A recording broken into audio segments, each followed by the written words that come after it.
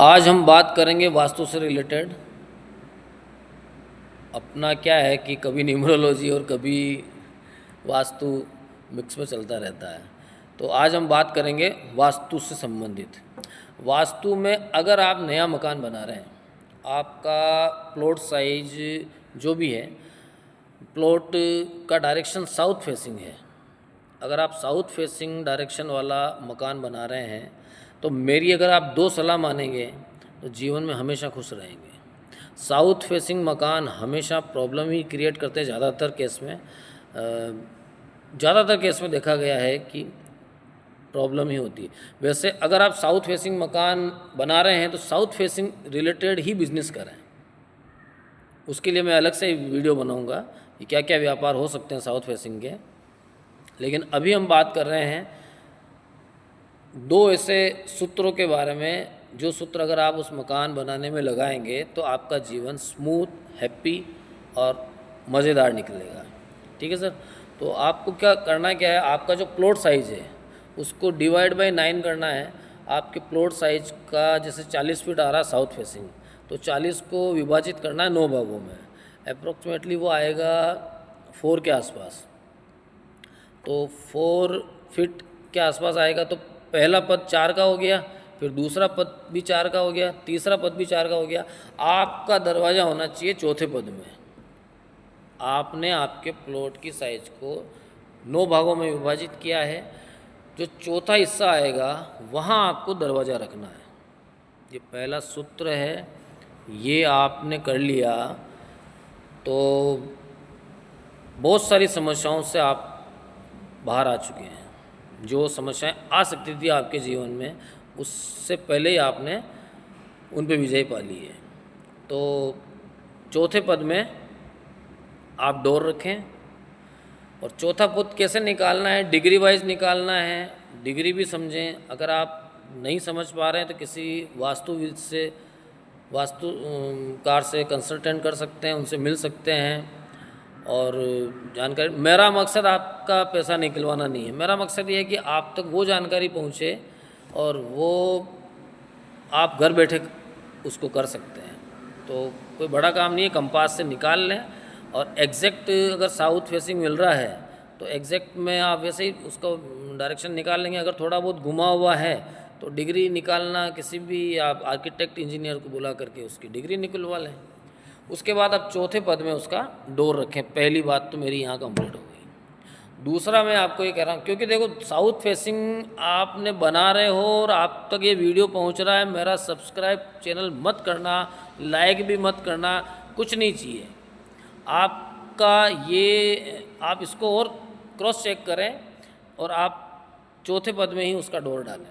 ये स्टार्टिंग के 2.5 साल, 3 साल, 4 साल आपको प्रॉब्लम देगा। 4 साल में आप बहुत परेशान हो जाएंगे।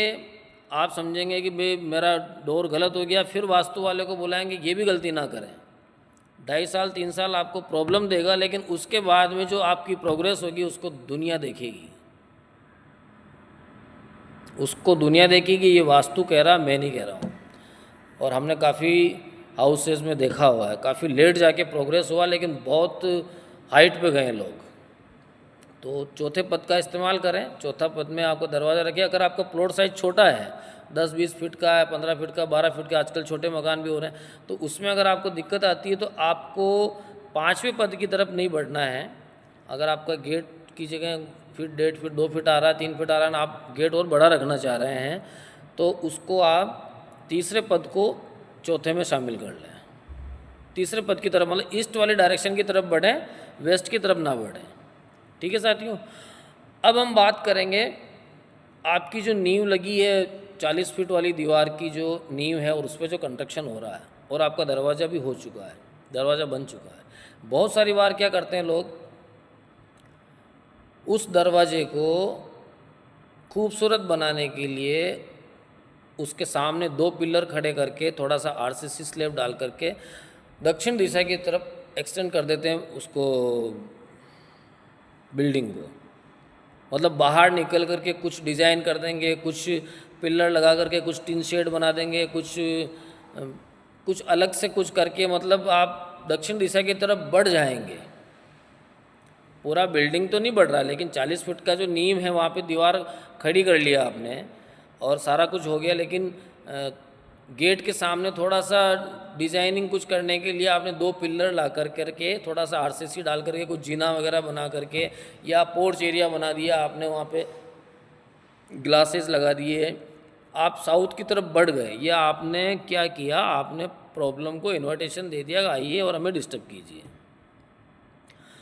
वो मकान जहाँ कहीं भी अगर आपके आसपास भी इस तरह के मकान है, साउथ फेसिंग है और 2 पिलर लगा करके उसने आगे बढ़ा हुआ है, बाकी सारा एरिया वैसा का वैसा ही, लेकिन गेट के सामने उसने थोड़ा सा 5 फीट 4 फीट आगे बढ़ चुका है, ऐसे व्यक्तियों का मकान देख लेना, वो जीवन में कभी प्रोग्रेस नहीं कर पा रहे होंगे।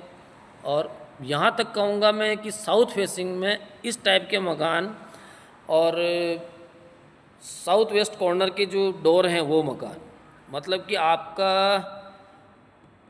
हाउस फाइनेंसिंग कंपनियों में जितने ज़्यादा मकानों का बाहर लिखा हुआ है कि ये फला house company house finance company के अधीन है, तो जितने मकानों कुर्क के ऑर्डर निकले हुए हैं, अगर उनका रेशो निकालेंगे तो 70-80% मकान साउथ फेसिंग मिलेंगे आपको, ज़्यादा से ज़्यादा मकान साउथ फेसिंग मिलेंगे।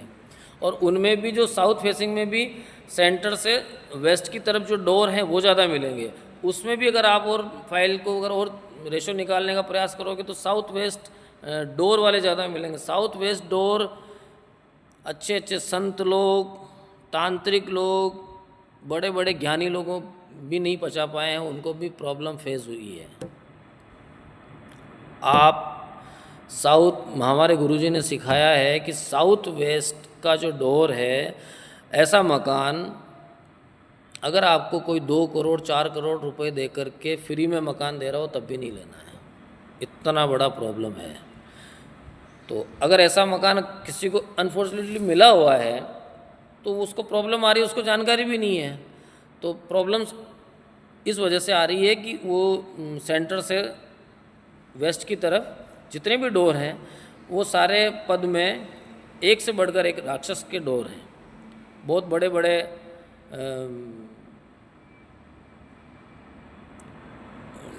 मतलब मृत्यु तुल्य कष्ट देने वाले राक्षस हैं वहाँ पे, ठीक है ना। तो उनसे बचें और चौथे या तीसरे पद में दरवाज़ा रखें। अगर आपको साउथ फेसिंग प्लॉट मिल रहा है, साउथ फेसिंग ही मिल रहा है और उसी में मकान बनाना है, कोई बुरी बात नहीं, लेकिन चौथे पद में अगर आपने किसी तरह से अगर आपने मैनेज करके वहाँ पे अगर दरवाज़ा रख दिया है तो आपकी प्रोग्रेस को लोग देखेंगे, आप बहुत अच्छा तरक्की करेंगे, आपकी संतान आपसे ज़्यादा तरक्की करेगी, आपकी संतान आपसे ज़्यादा तरक्की करेगी। दरवाज़ा हमेशा बड़ा रखें, इस बारे में एक अलग से और वीडियो बनाएंगे क्योंकि ज़्यादा वीडियो लंबा हो जाएगा। धन्यवाद साथियों।